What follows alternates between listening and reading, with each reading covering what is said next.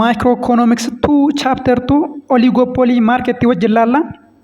Egaa as keessatti oligopoly market keessatti moodeloota jiran hundayyuu as keessatti kan wajjin ilaallu ta'a. Moodeloota jiranis bakka lamatti baasuudhaan non collusive oligopoly modelii fi collusive oligopoly model kan jedhamanii kan asirratti argartan kana hundasaa kan kebergoonuu kan wajjin ilaallu ta'a. Egaa microeconomics 2 kana chapter 1 isaa immoo monopolistic competition market viidiyoon kanaan dura gadhiifamee chaanaalii kanarra jira. Isas dursitanii yoo ilaaltan gaariidha. Akkasumallee chaanaalii YouTube Economics Afaan Oromoo jedhu kanarratti akkuma argitan microeconomics 1 illee chapterii tokko kaasee amma chapterii 6tti hojjetamee jira. Isa kanas tokkoon isaa yoo ilaaltan baay'ee isin fayyada jedhee yaada. Akkasumallee chaanaalii kanaaf immoo warri haaraa taatan subscribe gochuudhaan ol kan jedhu kanarra yoo keewwattanii yeroo nuti viidiyoo economics garaagaraa gadhiisnu notificationin akkasiniif dhufu isin gargaara. Kanaafuu wajjiniin haa eegallu akkana jajjabeessuu fi viidiyoo garaagaraallee haamilee argadhee kan isiniif hojjedhu viidiyoo kana dursitanii like gochuudhaan akkasumallee chaanaalicha subscribe gochuudhaan yoo jalqabdan baay'ee isin fayyada ittiin gaabbitan isiniin jedha. Oligopoolii jechuun maal jechuu akka ta'e akkasumallee moodeloota isaa tokko tokkoon wajjin haa eegallu. Oligopoly is the form of market structure in which there are few sellers of either a homogeneous or differentiated product. Egaa oligopoolii jechuun gosoota maarkeettii keessaa tokko ta'eetiniin few sellersiin kan keessatti hirmaatanidha. Baay'inni sellerii yookiin baay'inni firmootaa muraasadha jechuudha. Few sellersiin many buyers kan qabudha. Akkasuma immoo productiin as keessatti dhiyaatu homogeneous ta'uu danda'a, differentiated products ta'uu danda'a. Egaa homogeneous product jechuun maal jechuudha? Differentiated product jechuun maal jechuudha kan jedhu sirriitti microeconomics waan keessatti wajjin ilaalleerraa achi deebitanii ilaaluu dandeessu. Walumaa galatti oligopoolii keessatti productiin dhiyaatu homogeneous ta'uu danda'a, differentiated ta'uu danda'a jechuudha. The main difference between oligopoly and other markets is the existence of strategic interdependence of firms. Garaagarummaa guddaan oligopoolii fi firmoota warra kaan gidduu jiru strategic interdependence of firms kan jedhu kanadha. Kun kana strategic interdependence of firms jechuun firmiin tokko decisionii yookiin murtoon firmiin inni tokko murteessu firmii isa kan biraa irratti yookiin dorgomaa isaa irratti dhiibbaa guddaa qaba. Fakkeenyaaf firmiin tokko baay'ina quantity of output isaa yeroo murteessu yookiin immoo amma piraasii isaa ammattiin piroodaaktii sun gatii meeqaan akka gurguru yeroo murteessu murtoon inni murteesse kun firmii isa kan biraa irrattis firmii dorgomaa isaa ta'e irrattis dhiibbaa guddaa qaba. Kanaafuu piroofiitiin yookiin bu'aan firmiin tokko argatu murtoo ofii isaatiin murteesse qofa irratti hundaa'e osoo hin taane murtoo firmiin biraa yookiin immoo dorgomaan isaa murteesse irratti illee baay'ee hundaa'a jechuudha. Kanaaf strategic interdependence of firms kan jedhu. In perfect competition, in the pure monopoly, price and output decision of one firm do not affect the other firm's decision. Perfect competition fi pure monopoly keessatti murtoon firmiin tokko murteesse firmii biraa irratti dhiibbaa hin qabu. Fakkeenyaaf firmiin tokko piraasii hamma kanaatiin piroodaaktii koo gurguradha godhe yookiin immoo outputii hamma kanaan produce godhe godhe quantity of output isaa yeroo murteessu murtoon isaa sun firmii kan biraa irratti dhiibbaa tokko illee hin qabu. Oligopoolii keessatti garuu murtoon firmiin tokko murteesse kana jechuunis quantity of output hamma kanaan produce godha. Piraasii hamma kanaatiin piroodaaktii kana gurguradha jedhee firmiin tokko yeroo murteessu firmii dorgomaa isaa ta'e irratti yookiin immoo firmii biraa irratti bu'aa firmiin biraa argatu irratti illee dhiibbaa guddaa qaba. Kanaafuu there is strategic interdependence of firms in oligopoly market. In oligopoly it affects decision of other firms. Kanaafuu firmiin tokko murtoo yeroo murteessu waa'ee isaa irratti qofa osoo hin taane murtoo firmii biraallee yaada keessa gasheetiniin firmiin dorgomaa koo ta'e akka kanatti murteessuu danda'a. Murtoo firmii biraa yaada keessa gashuudhaan murteessa malee kophaa isaa miti jechuudha. There is strategic interdependence of firms in oligopoly market. Tansuudhaan kaaraakteristikii isaanii ilaalla. Kaaraakteristikii isaanii keessaa inni jalqaba few number of firms in a given industry. Oligopoolii keessatti baay'inni firmoota baay'ee muraasadha. Industirii sana keessa kan jiru baay'inni firmii muraasadha. So few sellers in the many buyers jira jechuudha. Kan bitu uummanni baay'eedha. Kan gurguru yookiin baay'inni firmii garuu baay'ee muraasadha. Inni itti aanu firms produce homogeneous or differentiated product. Egaa firmoonni oligopoolii keessa jiran homogeneous products produce gochuu danda'u, differentiated products ta'uu danda'a jechuudha. Inni sadaffaa interdependence of firms in decision making. Egaa inni guddaanii fi inni ijoon oligopolii keessatti sadha. Deciisioniin firmii tokko deciisinii firmii biraa affect godha. Murtoon firmii tokko murteesse bu'aa firmiin isaan dorgomu argatullee affect godha. Kanaafuu there is interdependence of firms in decision making.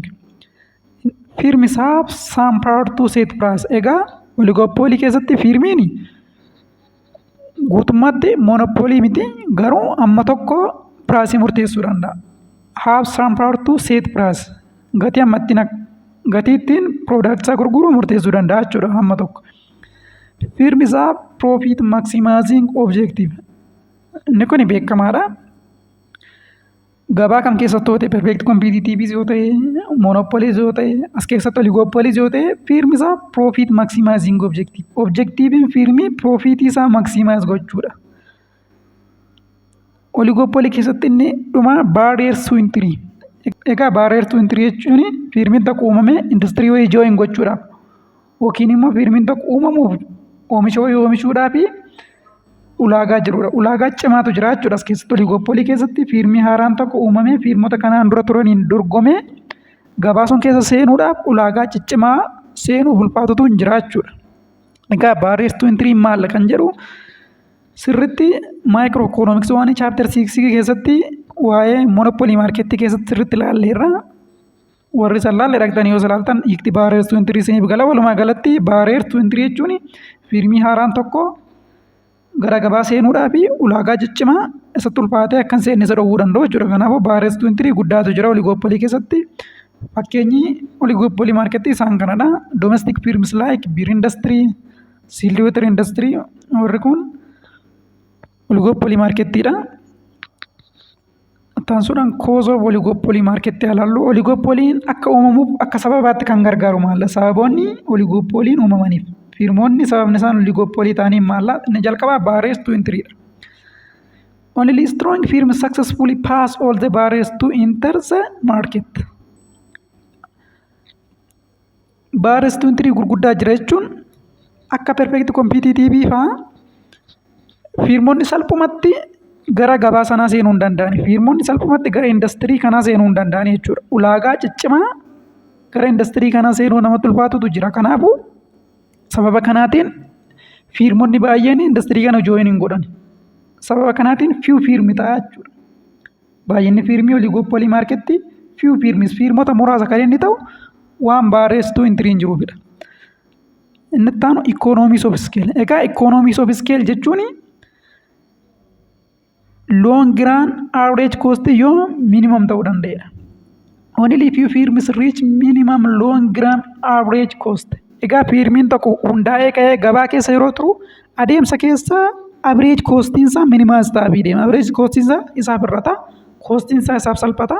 Kanaafuu gatii hir'isee gurgurachuu danda'a jechuudha. Costiin salphaadha taana yeroo gurgurus piraayisii salphaadhaan gurguruu danda'a. Kanaafuu firmoota muraasa qofatu minimum long run average costii kan achieve gochuu danda'a. Sababa kanaatti firmii baay'een join gochuu hin danda'u jechuudha oligopolii. Sababa kanaattidha. Few firms kan ta'e oligopoliin jechuudha. Inni kan biraa collusion or merger of small firms.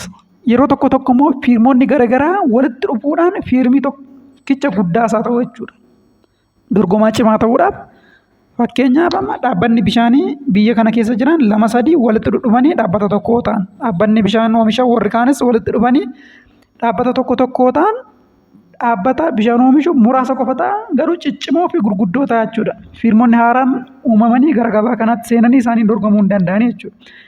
Merging of firms create few powerful firms and other removed from market. Sababa kanatti firmii ishiin xixinnoon warra kana dorgomuu hin dandeenye gabaa keessaa ba'u. Sababa kanatti few firmii ta'a jechuudha. Oligopolii keessatti maarkettiin operate godhu few firms firmoota muraasa ta'a. Kanaafuu cause of oligopoliin barriers to entry, economies of scale fi collusion or merger of small firms dha jechuudha. Egaa mata duree oligopolii kana jalatti kan nuti diskees goonu keezii lamaan kana qofadha. Innis firmoonni lamni qofti kan wal dorgoman kana jechuun duopoliidha. Fi firmoonni lamaan iyyuu immoo homogeneous product dhiyeessu. Keezii kana lamaan qofa fayyadamuudhaanidha jechuudha kan chaapterii kana wajjin laallu. Itti aansuudhaan classification of firms kan jedhu kana wajjin laalla. As jalatti moodeloota oligopolii garaagaraa Ka wajjin ilaallu ta'a. Isa kana ilaaluu keenyaan dura mee gaaffii kana deebisaa. Seeraan na hordofaa jiraachuu keessan wanti ani jedhu kun sinii galaa jiraachuu isaan jee godha. What makes oligopoly market different from others? Mee gaaffii kana koomentii jalatti deebisaa na barreessa. Wantuma amma dubbadhee ka'edha. Hagam akka sinii galaa jiru hagam akka siniif galaa jiru cheek gochuudhaafidha just. Koomentii jalatti mee amma iduma ilaalaa jirtanii deebii gaaffii kana barreessaati. Itti fufuudhaan moodeloota oligopoolii garaagaraa kilaasifikeeshinii isaa kan laallu ta'a. Akkasumallee gaaffii kaalkuleeshinii egzaampilii illee wajjin laalla.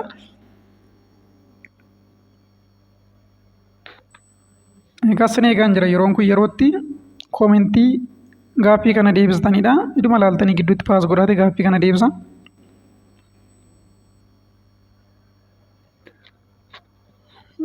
Keettaansuudhaan classification of firms an jedhu wajjin ilaallu based on the reaction pattern firms can be classified into. Egaa firmiin bakka lamatti qoodamas keessatti inni tokko non collusive inni itti aanu immoo collusive. Non collusive oligopoly and collusive oligopoly jennee bakka lamatti qoodna. Non collusive oligopoly jechuun non collusive oligopoly is a condition in which firms operate independently to determine the optimal level of price and output. Firmiin tokko optimal level of price isaa yookiin immoo optimum level of output isaa murteessuuf dhuunfaadhuma isaatiin murteessa malee firmii kan biraa wajjin hin mari'atu yookiin immoo firmii kan biraa wajjin agriimentii wayii hin qabu jechuudha. Dhuunfaadhuma isaatiin murtoo output isaa dhuunfaadhuma isaatiin murtoo price isaa murteeffata. Non collusive oligopoly keessatti. Faallaa kanaa kan ta'e collusive oligopoly keessatti immoo firms get together to make open in the formal agreement in setting price and output so as to maximize the total profit of the industry. Collusive keessatti immoo firmoonni wajjiniin mari'atu agreementii wayii qabu jechuudha. Kanaafuu wajjiniin mari'ataniitiin output isaanii akkasumallee price isaanii murteessu. Maal gochuudhaaf? Total profit isaanii maximize gochuudhaaf, bu'aa isaanii guddifachuudhaaf, profit isaanii maximize gochuudhaaf firmoonni agreementii wayii walii mallatteessu wajjiniin mari'ataniitiin price fi quantity of output isaanii murteessu jechuudha. Collusive oligopoly keessatti immoo.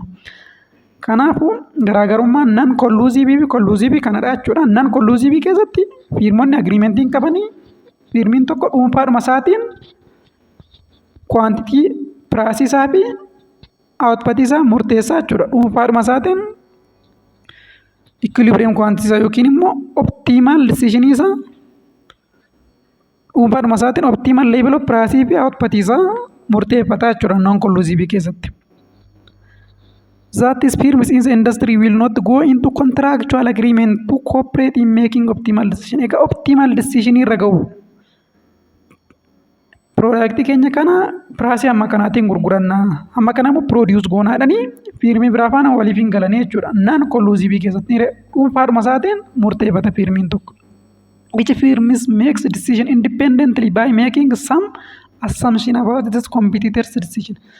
Non collusive kana keessatti firmiin tokko firmii biraa faana hin mari'atu erga ta'eeti firmii inni kan biraa firmii inni dorgomaa isaa ta'e akkam gochuu danda'a kan jedhu assume godha. Assumption irratti hundaa'uudhaan murtoo ofii isaa murteeffata malee foormaalii waliin mari'atanii agriimentii waliin mari'atanii agriimentii irra ga'anii miti jechuudha. Kanaafuu waa'ee dorgomaa isaa yookiin immoo waa'ee firmii kan biraa assume gochuudhaan dhuunfaadhuma isaatiin waa'ee dhuunfaa isaa piraasii amma kanaatti nan gurgura output amma kanaan produce godhanii murteeffata jechuudha non collusive keessatti. Kanaafuu no contractual agreement in the cooperation in making optimal decision. Non collusive oligopoly models warri ta'an isaan kanadha. Kinkid demand model, Carnot duopoly model, Bertrand duopoly model fi Stekelberg duopoly modelidha. Isaan kana taasisuudhaan laalla. Egaa Kinkid, Carnot fi Bertrand viidiyoo kana keessatti raallee kan xumuru ta'a. Stekelberg duopoly modelii fi collusive warra ta'an an akka kaarteelii fi price leadership immoo an taanu keessatti kan laallu ta'a jechuudha.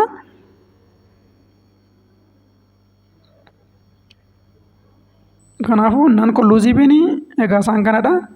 Collusive oligopoly'n immoo firms get together to make open the formal agreement in setting price and output so as to maximize the total profit of the industry. Egaa collusive keessatti immoo firmoonni walii galuudhaan agriimentii wayii irra ga'uudhaan optimal profitii isaanii guddifatu jechuudha. waliigalteedhaan piraasii amma kanaatiin gurgurraa kwaantitii yookiin immoo outputii keenya amma kana produce goonadhanii erga walii galaniiti kan produce godhan yoo ta'an immoo collusive oligopoly jedhama. Firms have implicit or explicit agreement in making optimal decisions jointly. Kun faayidaa maal qabame? Firmoonni collusive yoo ta'anii fi non collusive yoo ta'an keessaa kamtu irra faayidaa qaba jettanii yaaddu? Yoo non collusive dha ta'anii dhuunfaa isaaniitiin murteessu malee waa'ee firmii biraan beekanii waa'ee firmii biraa gaas godhanii yookiin assume godhanii murteessu. Kanaafuu Profit baay'een argatan non collusive keessatti. Collusive keessatti garuu walii galanii tiriin piraasii amma kanaatiin gurgurraa quantity yookiin output amma kana produce goona jedhanii walii galu waan ta'eef profit guddaa argatu collusive keessatti. It benefits increase profit, decreasing uncertainty in the prevent new entry. Egaa firmoonni collusive yoo ta'an profit guddaa akka argatan isaan gargaara. Uncertainty illee decrease godha.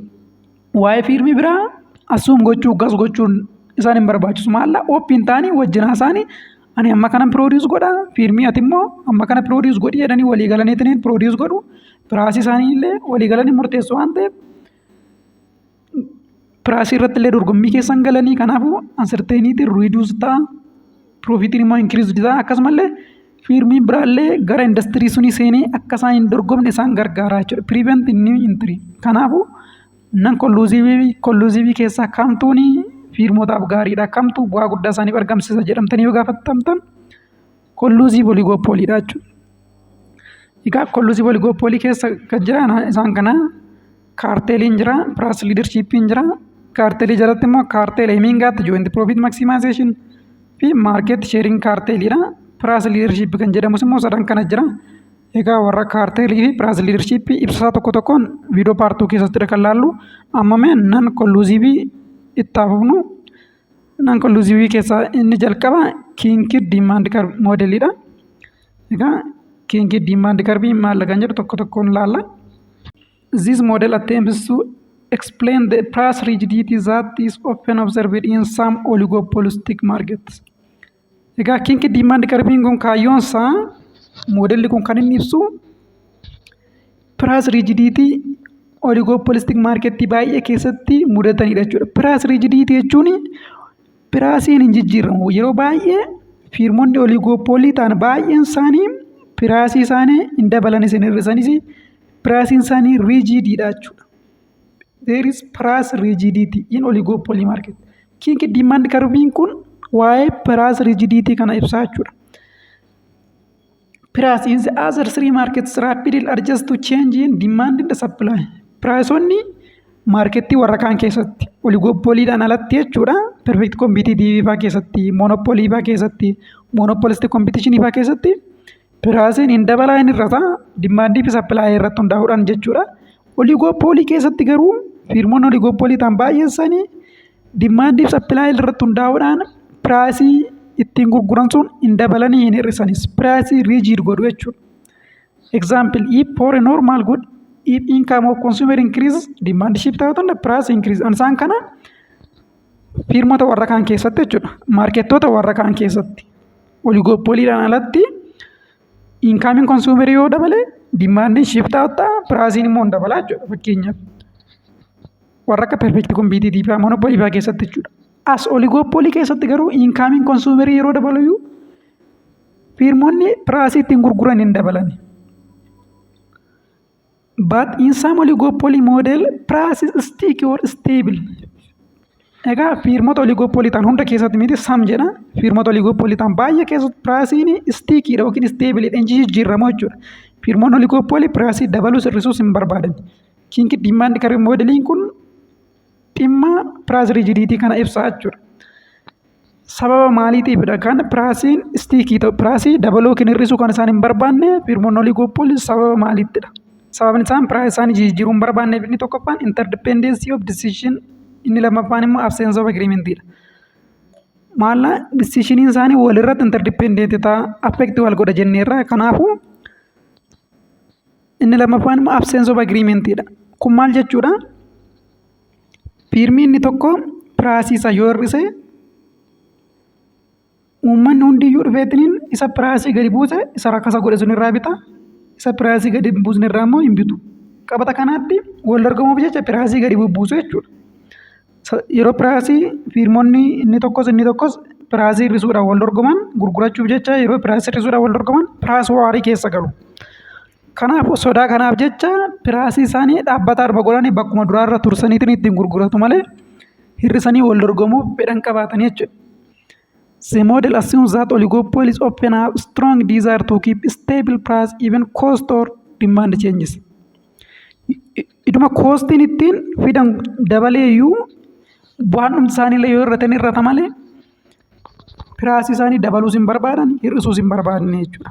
Fiirmiin tokko didee piraasii dabale immoo isa piraasii dabale irraa uummanni hin bitu. Inni piraasii hin daballe qophaa isaa gurgurata uummanni hundiyyuu isarraa dhufee bita. Kanaaf fiirmonni sodaa guddaa qabu jechuudha. Gatiittiin piroodaaktii isaanii gurguran dabaluu fi hir'isuurraa sodaa guddaa qabu. Kanaafuu gatii isaanii isteebil godhanii istiikii godhanii iddoo jijjiiran itti fufsiisuu barbaadu jechuudha. Even iddoodhuma gatiin itti roo maateeriyaalii sun fidan dabaleeyyuu piraasii isaanii garuu dabaluun barbaadan jechuudha. Iduma koostiin isaanitti dabaleeyyuu baasiin isaanii iddoo isaanitti dabaleera ta'eyyuu piraasii isaanii garuu dabaluuf fedhan qabaatan.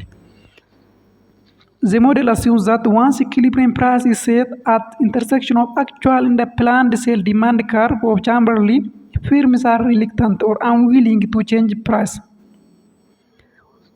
Erga equilibrium pricing tokko argamee booda equilibrium price sun irraati piraasii isaanii jijjiiruuf fedhan qaban. Jalqaba equilibrium pricing kan argamu bakkatti actual and the planned demand curve cross wal godhu irratti equilibrium pricing argama. Isaan booda garuu piraasii isaanii sun jijjiiruuf fedhan qaban jechuudha. Yoo jijjiiran maaltu isaan mudata kan jedhu if it increases price slightly others will not follow. Yoo fiirmiin tokko qofti piraasii dabalee fiirmonni warri kaan fiirmii sun follow gochuudhaan piraasii hin dabalani. Kanaafuu fiirmiin tokko qofti gatii ittiin gurguru yoo dabale namni isarraa bitu hin jiru jechuudha. Maarkettii loos godha. Warra hin daballe sun irraa dhaqee bitata uummanni hundiyyuu. A slight increase in price leads to high loss of market share. Market share loss godha jechuudha. Gatii dabaleera taanaan maalla isa gatiin dabaleera dhaqee bitata uummanni waan ta'eef. So demand is elastic one planned demand. Egaa planned demand isa elastikiidha jechuudha. Kana jechuun fiirmiin tokko qofti piraasii keessaa dabale dimaandiin namni fiirmii sun irraa bituuf ka'u immoo garmalee gadi bu'a. So price elasticity of demand isaa cimaadha jechuudha. Dimaandiin baay'ee jalaarras. Therefore firms are unwilling to increase price above equilibrium price. Erga tokkicha equilibrium price hin argamee booda equilibrium price sunii olitti gatii dabaluuf firmiin fedha hin qabaatu jechuudha. If it decreases price, others also do the same and leads to price wars that decrease profit of all firms. Yoo firmiin tokko qofti piraasii isaa decrease godhe immoo baay'ee gurgurachuudhaaf jecha piraasii decrease godha yoo ta'e garuu firmonni biraas follow gochuudhaan piraasii decrease godhu. Egaa isiniif galaa jira yaada konseptiin kun seeraan dhaggeeffadha. Firmiin oligopolii ta'e tokko kophaa isaa piraasii yookiin gatii ittiin gurguru yoo hir'ise uummanni hunduu dhufee sarraa bitaa warra gatiin hir'isne irraa uummanni dhaqee hin bitu waan ta'eef sodaa kana firmiin tokko hir'iseera taanaan firmonni hundiyyuu follow godhaniitiin hundiyyuu hin hir'isu jechuudha. Kana booda piraas waariitti galu. Lola piraasii keessa galu jechuudha. Inni tokko sin hir'isaa inni tokko sin hir'isaa piraasii hir'isanii baay'ee gurgurachuu irratti wal dorgomuu keessa galu. Yoo akkas firmiin tokko piraasii decrease godhee warri kaanis immoo isa follow godhan yeroo decrease godhanitti immoo by decreasing price it actually sell less than the planned. Isa jalqaba planned ta'ee iyyuu gadi gurgurata jechuudha. Maalla inni tokko yeroo piraasii decrease godhu firmonni warra kaanis isa follow godhanii decrease gochuun isaanii hin hafu waan ta'eef waan addatti dabalataan gurguratu bu'aa addatti argatuun qabu jechuudha. Kanaafuu piraasii decrease gochuunis isaan hin fayyadu. A decrease in price increases sale by small amount. Sababa firmiin piraasii decrease godhetti hammi inni seel godhu hammi inni dabalataan gurgurachuu danda'u baay'ee xinnoodha. Kanaafuu piraasii hir'isuun isaas yoo isatti hafe isaa wayyaa jechuudha. Thus its demand is less elastic one. Actual demand isaa less elasticidha jechuudha. Demand isaa less elasticidha jechuun immoo maalla yeroo piraasii hir'isutti sababa inni piraasii hir'isetti dimmaandiin namni isa bituuf qabu baay'uma waan dabaluun qabu maalla yeroo inni tokko hir'isu hundumatu hir'isa waan ta'eef dimmaandiin baay'een dabalu kanaafuu lees lastikiidha jechuudha asitti immoo piraasii lastikiitiinsa lees it is not elastic jechuudha. Since decrease in price decrease profit of all firms is unwilling to decrease price. Egaa firmiin tokko piraasii yoo decrease godhe firmoonni biraas isa follow gochuudhaan piraasii decrease godhu kanaan booda profit yookiin bu'aan firmoonni hunda argatan iyyuu gadi jalaa bu'aa malee isaan hin fayyadu waan ta'eef firmiin piraasii hir'isuus piraasii dabaluufis fedhan qaban jechuudha.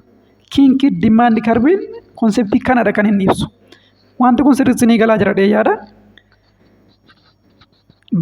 Walumaa galatti waan kinki demand curve firmoonni piraasii isaanii dabaluufis hir'isuufis fedhan qabanii kan jedhudha. Yoo firmiin inni tokko piraasii dabalee warri kaan immoo isa faana piraasii hin dabalanii kanaafu namni dhufee isa piraasii dabalu sun irraati bitatu hin jiru maarkettii loos godha. Kanaafuu yoo inni firmii ta'uu qofti piraasii dabalee dimmaandiin isaa illastikii ta'a jechuudha. Dimmaandiin namni firmii isa piraasii dabalu sun irraa bitachuuf qabu baay'ee hir'ata. Piraasii xinnoo yoo dabale baay'ee hir'ata. Kanaafuu namni isarraa hin bitu. Kanaafuu piraasii dabaluuf fedhan qabu. Yoo firmiin tokko qofti piraasii hir'ise immoo warri kaanis dhufanii isaan dorgomuuf jecha piraasii hir'isu piraas waarii keessa seenu bu'aa argatan baay'ee jalaa xinnaata. Kanaafuu firmiin piraasii hir'isuufis dabaluufis fedhan qabu jechuudha oligooppoolii keessatti. Kinki demand curve kanadha kan inni ibsu. So demand curve of firm is kinki at equilibrium price. Sababa kanaatti equilibrium irratti pointii equilibrium irratti demand curve isaanii kinki diidha.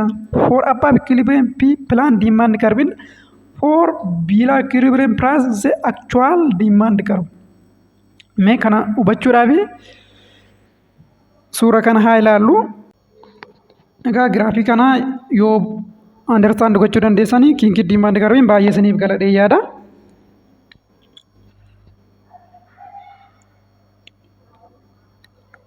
As keessatti demand curve lamatu jira. Inni tokko D kaapitaalii fi asiis D kaapitaaliidhaan kan ibsame kun actual demand curveedha. Itti aansuudhaan immoo D smallidhaan kan ibsame kun immoo planned demand curveedha.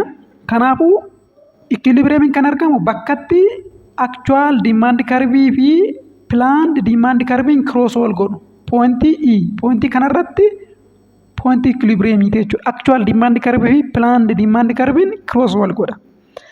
Kanaafuu pointii kanarratti demand curve kinkiidha. Kinkiidha jechuun hin caba iddoo kanatti. Bakka cross wal godhu kanarratti demand curve haaraatu uumamaa jechuudha. Asiin planned demand curve asii iddoo kana ga'a.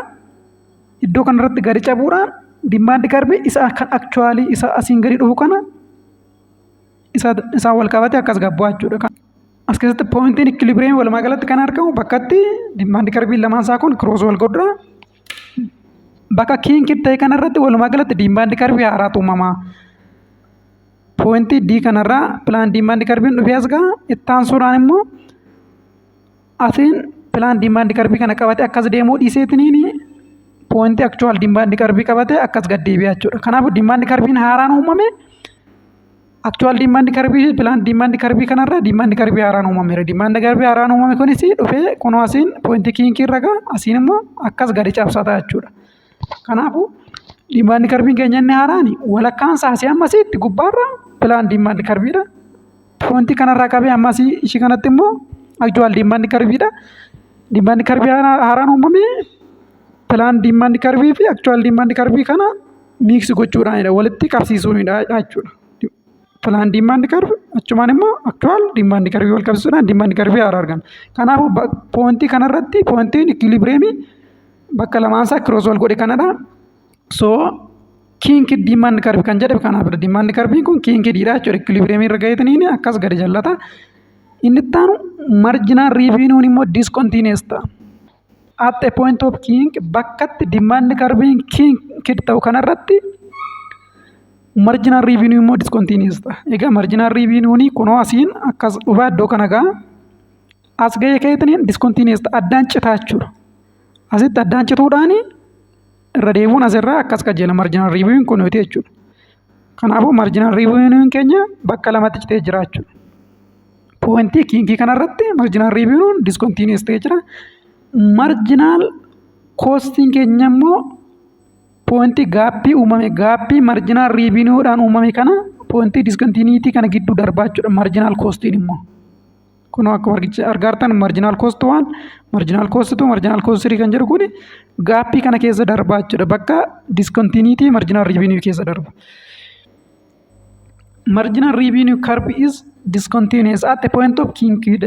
Bakka demand curve kinked ta'u sunitti marginal revenue immoo discontinued ta'a. Marginal cost curve pass through the discontinuous gap. Marginal cost immoo discontinuous gap kana keessa deema. Equilibrium is the kinked point even if marginal revenue is not cutting marginal cost curve. Equilibrium ni point inuma kinked sunidha jechuudha. Iduma marginal revenue marginal cost waan cross waliin godhu yoo ta'e. Kanaafuu wanti kun sinii galeera yaada egaa level of understanding namoota garaagaraa gargaara. Amma dandeessisuuta jedheen siniif ibsuu yaala. Namoonni tokko konseptii tokko dabanii hubatu. Namoonni tokko immoo suuta isaaniif gala. Amma dandeetti qasedeenan siniif ibsuuf yaala. Baalaansi godheeni.